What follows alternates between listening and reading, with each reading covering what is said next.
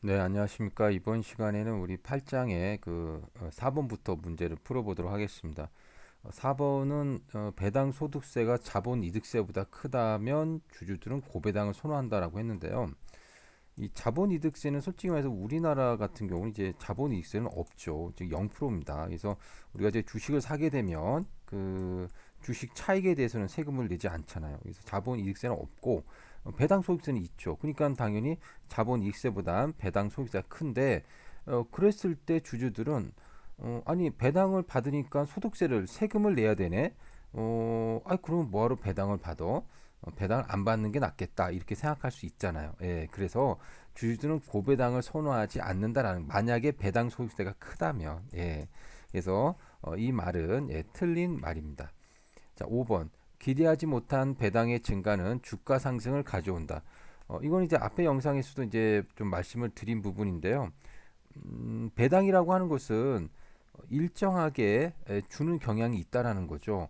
그러다 보니까는 저번에 100원 주던 배당을 이번에 갑자기 200원으로 올렸다라고 하는 거는 투자자 입장에서는 이 기업 앞으로도 계속 200원이라는 배당을 줄 수 있다는 어떤 자신감이 있으니까 이렇게 올린 거 아니야? 그러니까는 이 기업의 가치가 앞으로도 계속 상승하리라고 사람들이 생각할 수가 있고 그래서 기대하지 못한 배당 증가는 주가 상승을 가져오게 됩니다. 그래서 맞는 이야기고요. 그다음 6번 밀러와 모딜리아니는 배당과 기업 가치는 무관하다고 하였다. 밀러하고 모딜리아니는 뭐 맨날 무관하다라고 이렇게 이야기하니까 배당하고도 그리고 기업 가치하고 배당은 이제 서로 이제 관련이 없다 이런 식으로 이야기했습니다. 맞는 이야기고요. 자, 7번 사람들이 미래의 수입보다 현재의 수입을 더 선호한다면 현재 수입을 더 선호한다는 겁니다. 그러니까 어, 이 지금 배당을 주지 않고 뭐 미래를 위해 가지고 배당 줄 돈으로 뭐 투자를 좀 하겠다라고 하는 걸 별로 안 좋아한다는 거죠. 현재 수입을 더 선호한다면 현재 수입을 더 선호하니까 그냥 지금 나한테 돈을 달라라는 겁니다. 그러니까는 줄 돈이 있으면 배당으로 달라. 따라서 현재 수입을 더 선호한다면 배당을 더 선호하게 될 겁니다. 그래서 7번은 맞는 이야기입니다. 자, 그 다음에 8번 볼게요. 배당과 관련된 이론들에 대한 설명이다. 틀리게 설명한 것은 1번 배당의 신호가설에 따르면 배당의 증가는 기업 내 현금 유출로 인해 주가락을 가져온다라고 했는데 이것과는 좀 반대겠죠. 예, 이거 한번 봅시다. 기대하지 못한 배당의 증가. 그래서 100원 주던 배당을 이제 200원으로 갑자기 배당을 증가시켰다. 그러면 앞으로도 계속 줄 수 있다는 어떤 자신감이 있다라고 투자자들이 인식하기 때문에 결국 주가 상승을 가져올 수 있다라는 겁니다. 반대로 기대하지 못한 배당의 감소는 주가가 하락하게 되겠죠. 앞으로 기업이 전망이 나쁘니까 배당도 줄였구나 뭐 이렇게 생각할 수가 있는 거죠. 그래서 배당의 증가는 주가 상승을 가져옵니다.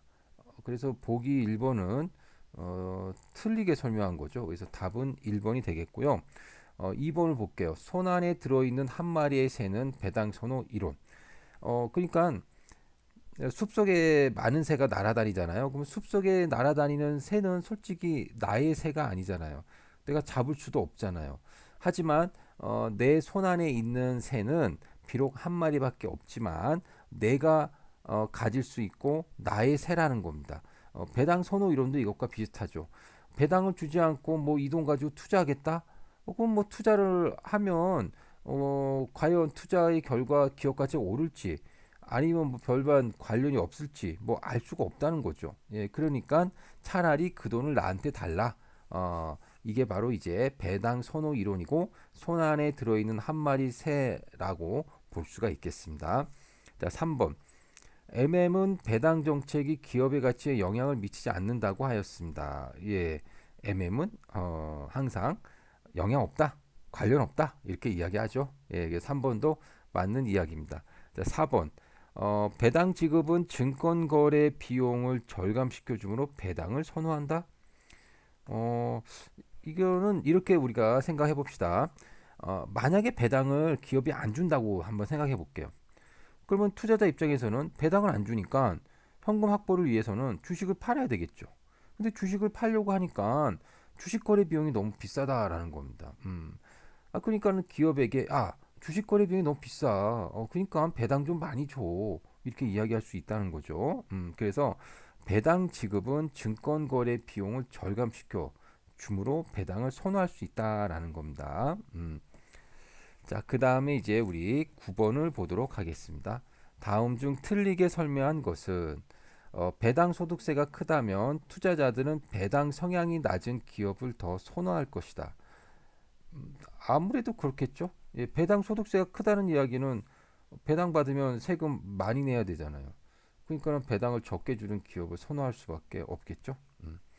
자, 2번. 비대칭 정보가 있다면 전망이 좋은 기업은 어, 정보 전달 비용을 줄이기에 배당을 감소시킨다라고 했습니다. 이 비대칭 정보가 있다라는 것은 무슨 이야기냐면요. 이런 이야기겠죠. 예, 우리가 여러분들 경제학 시간에 배웠던 것처럼 이제 정보 비대칭, 즉 기업은 정보를 많이 알고 있는데 투자자는 정보를 갖다가 적게 알고 있다는 겁니다. 이게 바로 정보 비대칭이죠.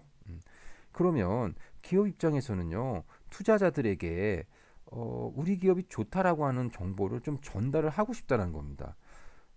근데 이제 정보 전달 비용이 너무 비싸다라는 거죠. 만약에 비싸다고 한다면, 정보 전달 비용이 너무 비싸다고 생각이 든다면, 이걸 어떻게 할까 하다가, 그래, 배당을 많이 주자. 배당을 많이 주면, 이 기업 봐. 굉장히 배당이 많이 늘었네. 앞으로도 배당을 많이 줄 것이라고 생각하고 있는 거네.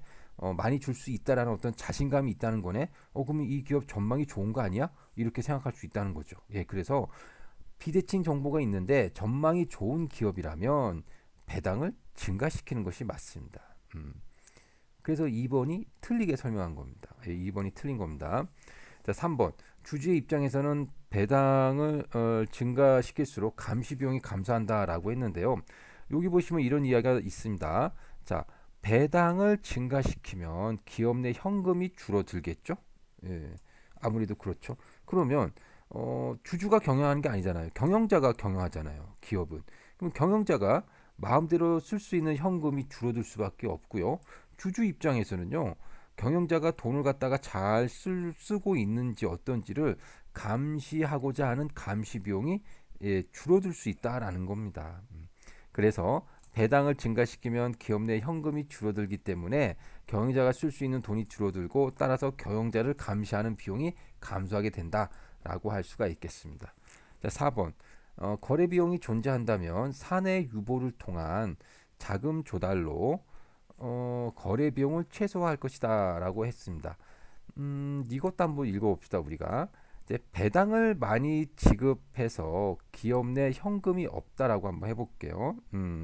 그러면 기업 입장에서는 어떻게 해야 됩니까? 기업에 현금이 없어요. 배당을 너무 많이 줬어. 그럼 별 수 없이 뭐 주식 거래, 뭐 채권도 뭐 발행할 수 있겠죠. 뭐 주식이든 어쨌든 채권이든 어쨌든 이걸 발행해서 자금을 조달해야 될 겁니다. 그런데 이렇게 주식을 발행하는 그런 비용이 너무 크다라는 겁니다.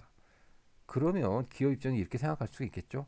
야, 그러면 이게 주식을 발행하는 비용이 너무 크니까 그냥 배당을 많이 주기보다는 이제 앞으로는 사내 유보를 좀 많이 하자. 그래야 주식 거래 비용, 증권 거래 비용이 줄어들 거 아니겠느냐 이렇게 생각할 수 있다라는 거죠. 그래서 거래 비용이 존재한다면 사내 유보를 통한 자금 조달로 거래 비용을 최소화할 것이다. 라고 하는 것은 맞는 이야기입니다. 그래서 9번의 답은 2번이 되겠습니다. 여러분 수고하셨습니다.